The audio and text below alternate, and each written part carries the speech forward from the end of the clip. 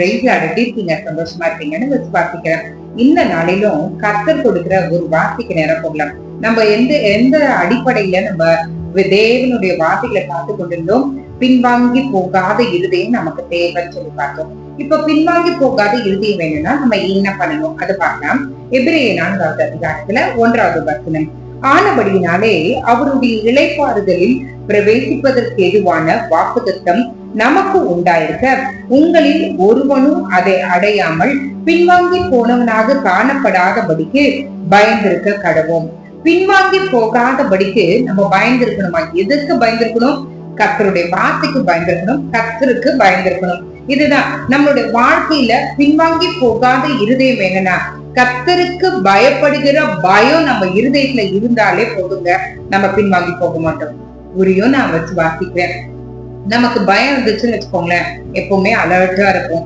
பயம் இல்ல just like that அப்படின்னு இருந்ததுன்னு வச்சுக்கோங்களேன், அந்த பயம் நமக்கு இல்ல இருக்காது. பின்வாங்கி போகிறதுக்கான காரியங்கள் நம்ம ஒட்டி கொள்றதுக்கு அது வழிவகுக்கும். இன்றைக்கு ஆண்டவர் நம்ம பார்த்து சொல்லுகிறார், உனக்குள்ள எனக்குள்ள பின்வாங்கி போகாத இருதயம் என்னன்னா, கர்த்தருக்கு பயப்படுகிற அந்த பயம் நமக்குள்ள இருக்கும் போது பின்வாங்கி போக மாட்டோம். ஜெபிக்கலாமா?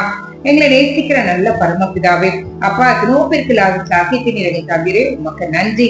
இந்த வேலையில ஆண்டவரே எங்களுக்கு பின்வாங்கி போகாத இருதயம் வேணும் ஆண்டவரே.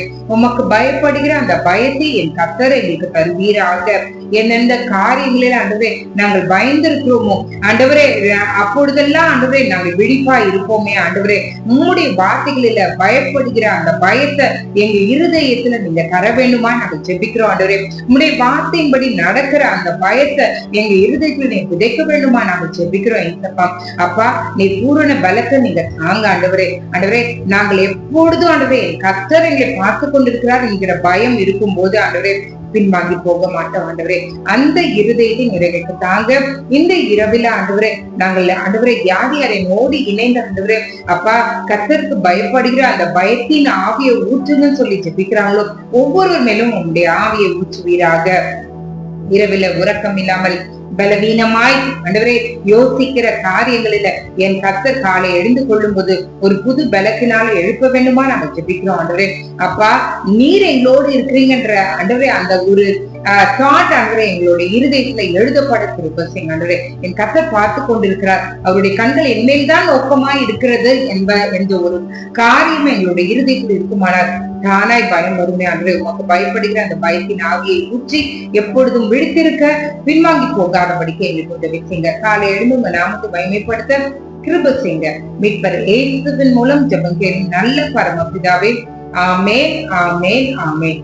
God bless you.